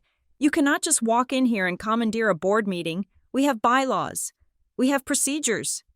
I remained standing. I placed my hands on the back of the empty chair at the foot of the table. "The bylaws are quite clear." "Father," I said, my voice cutting through the noise like a scalpel. "Section 12, paragraph 4. Any shareholder with a majority interest may convene an emergency session to address matters of solvency. And given the financial state of this company, solvency is the only thing we should be discussing." I looked at the board members. "Sit down," I said. It wasn't a request. Slowly, the murmuring stopped. The directors looked at me, then at my father, and then at the massive projected debt figures that Mr. Sterling was now queuing up on the main screen. They were pragmatists. They knew where the power lay. One by one, they settled back into their chairs. Preston remained standing. He looked disheveled. His tie was crooked, and there were dark circles under his eyes. "You are not going to humiliate us." "Val," he said, pointing a finger at me, "I am the CEO. I run this company. You are just a banker. Sit down." "Preston," I repeated, "or I will have security remove you for disrupting a shareholder meeting." He glared at me, his jaw working, but he sat. I signaled to Sterling. The lights dimmed slightly. The screen behind my father illuminated. It was a graph, a simple, red line plunging downward into an abyss. "This is the cash flow of Fox Corporation over the last 18 months, I began, while the executive team was busy issuing press releases about visionary futures. The company was burning through $12 million a month in operating expenses. I clicked a remote. The slide changed. It showed a list of expenditures. Private jet leasing, $4 million. Corporate retreat to Fiji, $2 million. Consulting fees paid to a firm owned by Preston's college roommate, $1.5 million. The board members gasped. A few of them turned to look at Preston with genuine shock. They had seen the sanitized reports. They had never seen the raw data. "This is slander," Preston yelled. "Those were strategic networking events. The consulting firm provided essential market research." I clicked the remote again. A new document appeared on the screen. It was an email from the consulting firm to Preston. Subject: Invoice attached. "Thanks for the easy money. Bro, let's hit Vegas next week." The room went deadly silent. "I retrieved that from the server archives this morning." I said, "It is amazing what you find when you own the IT infrastructure." I looked at the board members. "This is not strategy," I said coldly. This is embezzlement disguised as incompetence. My mother spoke up then. Her voice was trembling, a mix of indignation and fear. Valeria, please, these people are strangers. Do not air our laundry in front of them. We can handle this internally. We can pay it back. I turned to her. With what money? Mother? The company has $9 billion in debt. Your personal assets are leveraged to cover the margin calls on the stock. You do not have the money to pay for lunch, let alone pay back $1.5 million in fraudulent consulting fees. I turned back to the table. Here is the reality.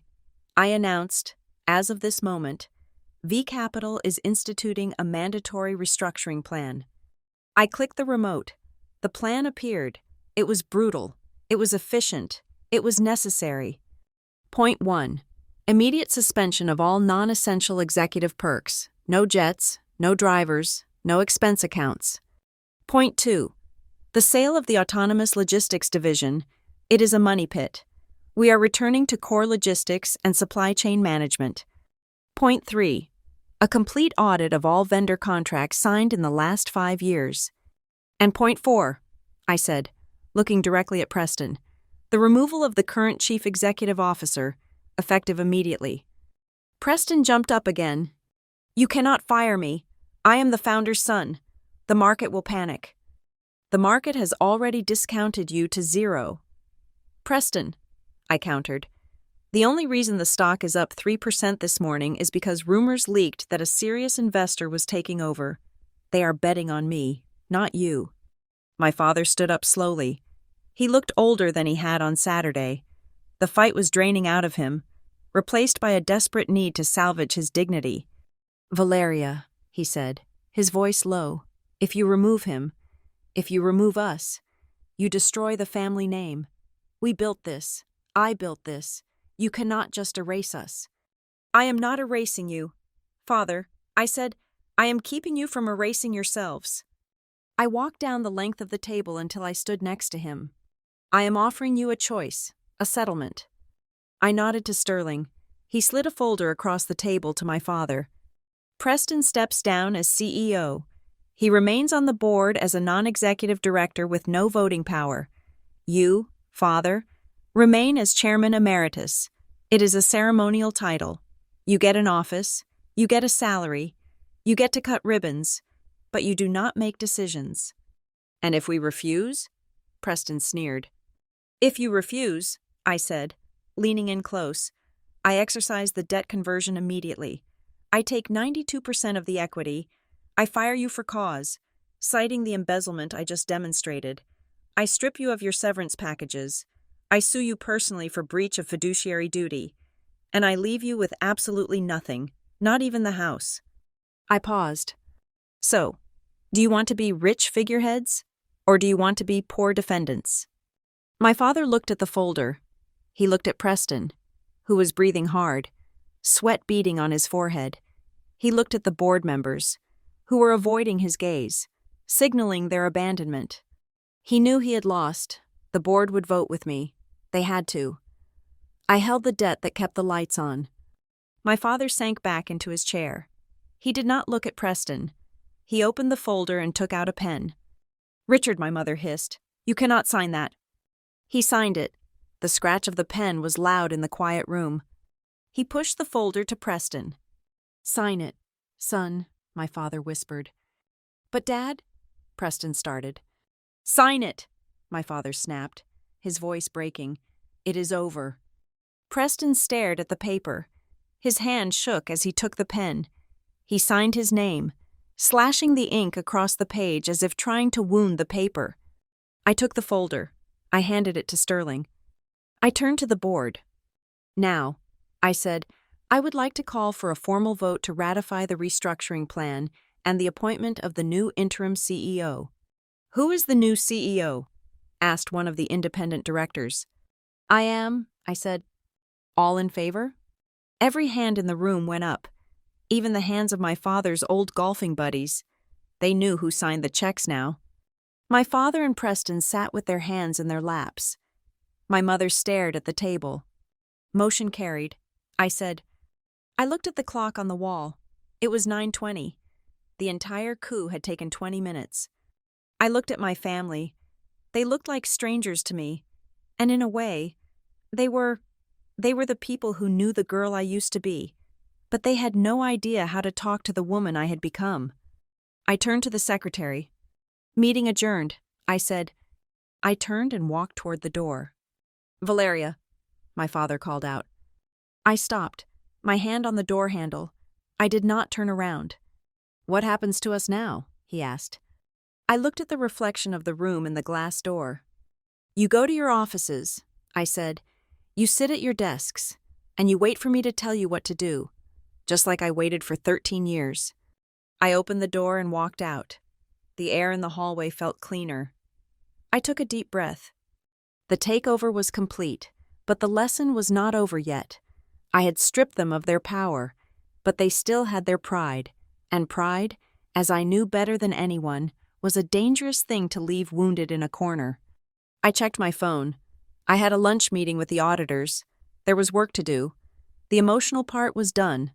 Now came the math. And the math was always the easy part. The silence that followed the boardroom coup was not peace. It was the heavy, suffocating stillness of a predator waiting for the wounded prey to stop thrashing. I knew my family too well to believe they would simply accept their new reality as figureheads. They were cornered, humiliated, and stripped of the only power they had ever respected: financial leverage. But I had underestimated the specific variety of venom they would spit when they realized the money was truly gone. The first attack came from my mother, and it was wrapped in the soft, perfumed wool of maternal concern. 2 days after the vote, she appeared at my new office. She did not make an appointment. She simply swept past my assistant, wearing a coat that cost more than the assistant's yearly salary, carrying a Tupperware container. "Valeria," she said, her voice trembling with a carefully curated fragility. "I brought you some of that casserole you used to like. I know you are busy destroying your father's legacy, but you still need to eat." I did not look up from my monitor. "I am working." "Mother." She sat down in the chair opposite me, uninvited. She looked around the office, Preston's old office, which I had already stripped of his golf trophies and framed magazine covers. "It is so cold in here," she murmured, "just like your apartment. You know, Richard is not sleeping. He is heartbroken. Not about the money, Valeria, about you. He thinks he failed you as a father because you turned out so hard." I stopped typing. This was her weapon: guilt, the weaponization of emotional labor. "He failed because he embezzled company funds for his mistress." "Mother," I said flatly, "the hardness you see is just the result of having to clean up his mess." She sighed, dabbing at dry eyes with a handkerchief. "We are a family. Families forgive. Families do not hold $9 billion debts over each other's heads. Preston is a boy. He made mistakes, but you are ruining his life. He cannot show his face at the club. His fiancée left him this morning. Is that what you wanted? To be the queen of the ashes?" I looked at her. "I want the company to survive. If Preston's engagement was based on his access to a corporate credit card, then I did him a favor." She stood up, her face hardening instantly. The fragile mother vanished, replaced by the socialite who knew how to cut. "You will never be happy," she hissed. "You will sit in this office with your billions and your data, and you will die alone. And when you do, nobody will come to your funeral except the lawyers you pay to be there." She left the Tupperware on the desk. I threw it in the trash the moment the door closed. The second attack was clumsy, a blunt instrument wielded by my father. "Mr. Sterling called me later that afternoon. Your father has retained new counsel," Sterling said, his voice sounding bored. "They are filing a motion to seek an injunction against the restructuring plan. They are claiming he signed the settlement under duress." "Duress?" I asked, spinning my chair to look out at the rain-slicked city.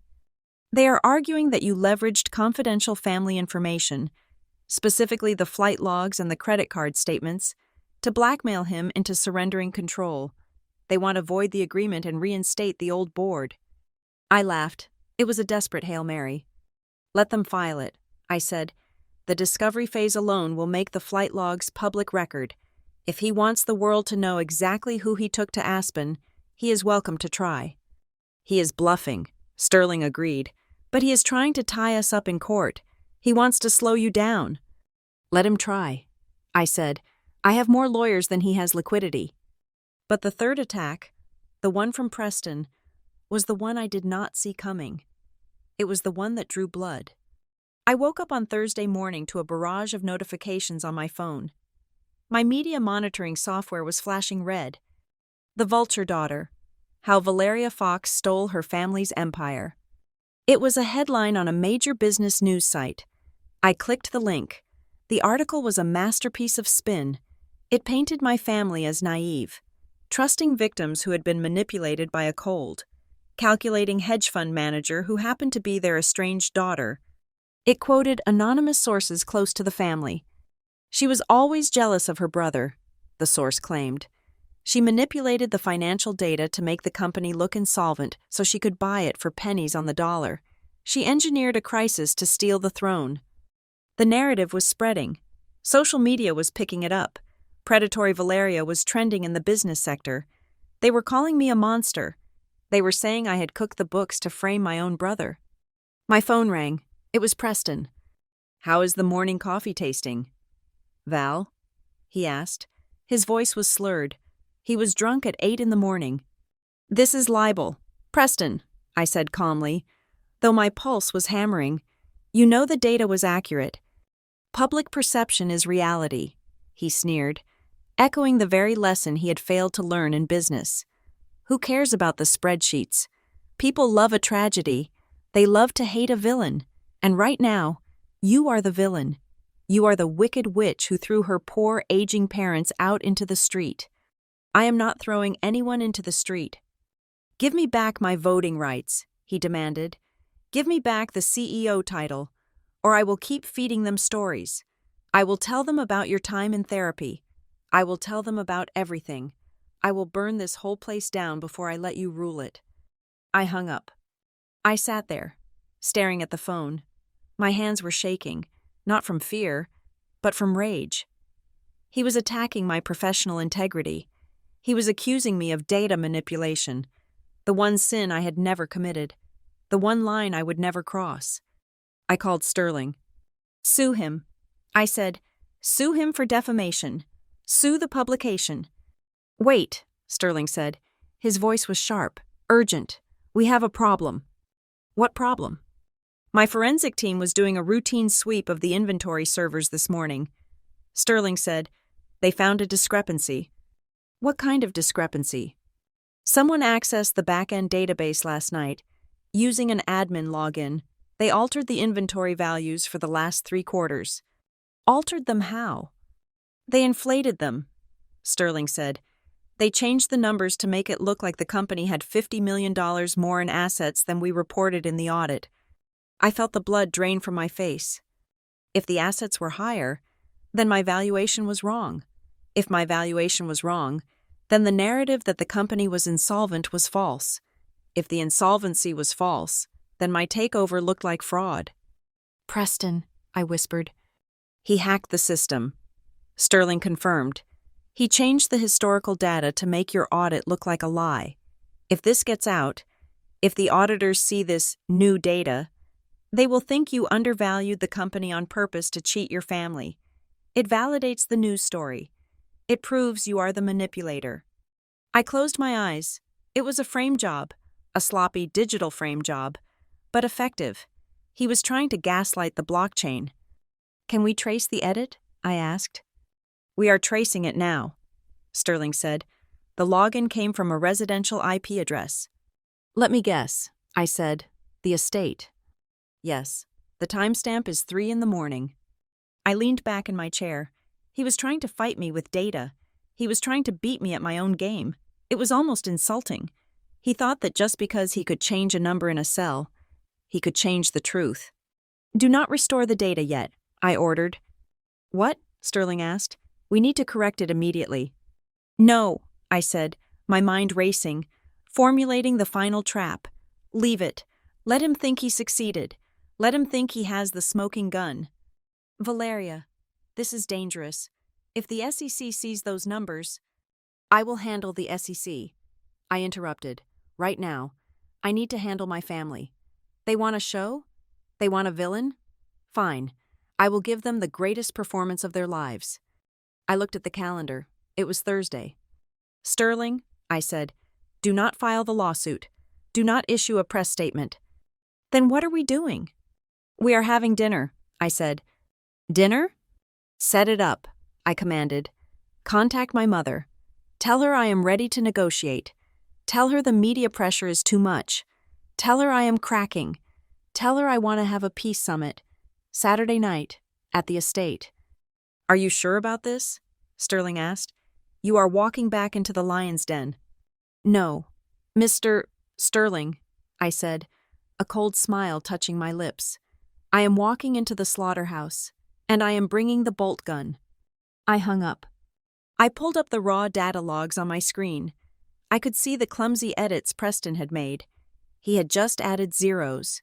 He had no idea that the system logged every keystroke, every IP address, every modification history. He had planted the evidence of his own crime, thinking it was his salvation. He wanted to prove I was a fraud. Instead, he had just handed me the weapon to put him away for good. I felt a strange sense of calm. The game of cat and mouse was over. They had exhausted every option. They had tried emotional blackmail. They had tried legal obstruction. They had tried public slander. And now, they had tried criminal fraud. They had nothing left. I picked up my pen and wrote a single note on my notepad. Saturday, 7 p.m., the end. I would go back to that dining room one last time. I would let them gloat. I would let them think they had won. I would let Preston wave his fake data in my face. And then, I would open the door for the second time. The dining room was exactly as it had been 7 days ago. The crystal sparkled under the chandelier. The heavy velvet drapes were drawn against the night. The scent of roasted lamb filled the air. But the geometry of power had shifted irrevocably. I did not wait to be seated.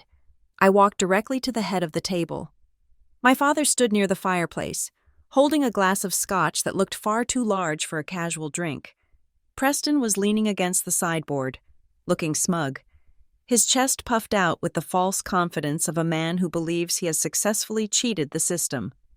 You are sitting in Dad's chair again. Val, Preston said, swirling his drink. I thought we agreed you were coming here to apologize, to surrender. I placed my phone on the table, screen down. I came here to negotiate. Preston, I said calmly, there is a difference. My mother emerged from the kitchen, signaling the staff to bring the appetizers. She looked relieved, as if the last week of legal warfare had just been a misunderstanding that could be smoothed over with a good meal. I am just glad we can put this ugliness behind us, she said, taking her seat. We are a family. We should not be fighting in the press. We should be presenting a united front. Preston tells me you are ready to retract those terrible accusations about the company's solvency. I looked at her. She truly believed it. She believed that because Preston had changed a few numbers on a server, reality had bent to his will. Preston smiled. The media is already turning. Val, the new data, the real data, shows that our assets are healthy. It shows that you undervalued us on purpose. It looks like fraud, little sister, but I am willing to let it slide. I am willing to tell the board that it was just an error in your algorithm, a glitch. We can say you were stressed. He walked over and sat to my right. All you have to do is sign the release, he said. Give back the voting rights. Step down as interim CEO. We will give you a nice consulting fee. You can go back to your apartment and play with your spreadsheets, and the big boys will handle the company. I picked up my napkin and unfolded it on my lap. You really think it is that simple? I asked. You think you can just edit a database and the world changes? I think the truth is what the ledger says it is, Preston replied. And the ledger says we are rich. I checked my watch. It was 7:15. The truth, I said, is a funny thing. It leaves footprints, digital footprints. The doorbell rang. It was the same sound as last week, deep and resonant, but this time, the reaction was different. My parents did not jump. They expected this. They thought it was my lawyer coming to surrender the papers. Preston grinned. That must be Mr. Sterling. I told him to bring the settlement agreement. I did not move. I did not look at the door. I looked at Preston. It is not Mr. Sterling, I said softly. Well, not just him. The heavy oak doors of the dining room swung open. Mr. Sterling walked in, but he was not alone. Behind him walked 3 people wearing dark suits and carrying reinforced equipment cases, and behind them walked 2 uniformed officers from the distinct precinct of the Federal Cybercrimes Division. Preston dropped his fork. It clattered loudly against the china. What is this? My father demanded. Stepping forward, who are these people? Mr. Sterling stepped aside. A woman in a gray suit stepped forward. She placed a badge on the table. I am Special Agent Miller, she said. We are here to execute a warrant for the seizure of digital assets and to serve a subpoena regarding corporate espionage and fraud. Preston stood up, his chair scraping backward. Fraud? He stammered. We are the victims here. She is the one who... Agent Miller held up a hand. She placed a tablet on the table, facing my family. We have a log here from the main server of Fox Corporation. She said, it shows an unauthorized administrative login at 3:14 in the morning on Thursday. The login originated from an IP address registered to this estate, specifically, the guest house Wi-Fi. She swiped the screen. The user manipulated inventory records for the 3rd and 4th quarters, artificially inflating asset values by $50 million. This data was then used to file a false report with the Securities and Exchange Commission earlier today. Preston went white. He looked like a ghost. I was just correcting an error, he whispered. I leaned forward. You were not correcting an error. Preston, I said, you were cooking the books, and you did it on a system that I own, a system that logs every single keystroke. I looked at the officers. That is a federal crime, I continued. Market manipulation, wire fraud, falsifying corporate records. You are looking at 10 years. Preston, minimum. My mother let out a sob, covering her mouth with her hands. My father slumped into his chair, defeated. Valeria, my father pleaded, his voice breaking. Please, he is your brother. You cannot let them take him. I looked at my father. I am not doing this. Father, I said, he did this. He tried to frame me. He tried to destroy my reputation to save his own ego. I gave him a chance on Monday. I offered him a graceful exit. He chose war. I turned to Preston. The officers are here to escort you off the premises. I said, but Agent Miller and I have come to an arrangement. If you sign the full confession right now, admitting to the hack, admitting to the embezzlement, and surrendering all claims to the Fox estate and the corporation, she will recommend a plea deal. You might avoid prison, but you will never work in this industry again. Preston looked at the handcuffs on the officer's belt. He looked at the tablet showing his crime. He looked at me. He saw no mercy in my eyes. He saw only the cold, hard data. Give me the pen, he whispered. Mr. Sterling handed him the document. Preston signed it. His hand was shaking so badly the signature was barely legible. Get out, I said. Preston looked at his parents. They did not look back. They were staring at the floor, unable to witness the shame. The officers escorted him out. The front door closed. The silence returned. I looked at my parents. They were small. They were powerless. They were tenants in a house I now owned, living on a stipend I controlled. I stood up. The company is going to be restructured starting tomorrow. I announced, we are selling the estate. It is too big, and the maintenance costs are inefficient. You will be moved to a condo in the city. It is comfortable. It is practical. My mother looked up, tears streaming down her face. Valeria, she whispered, why? Because, Mother, I said, picking up my purse. I crunched the numbers. And this family is no longer a viable investment. I walked to the door. I paused at the threshold, looking back at the empty chair where Preston had sat, and the untouched dinner on the table. For 13 years, I wanted a seat at this table. I said, but now that I'm here, I realize I prefer eating alone. I walked out into the night. The rain had stopped. The air was clean. I got into my car, the engine purring to life. I did not look back at the mansion. I put the car in gear and drove away, leaving the ghosts behind in the dark. The debt was paid, the ledger was balanced, and finally, I was free. Thank you so much for listening to this story. I would love to know where you are tuning in from. So please drop a comment below and share your thoughts on Valeria's Revenge. If you enjoyed this story, please subscribe to the Lila Revenge Stories channel, like the video, and hit that hype button so we can share this journey with even more people.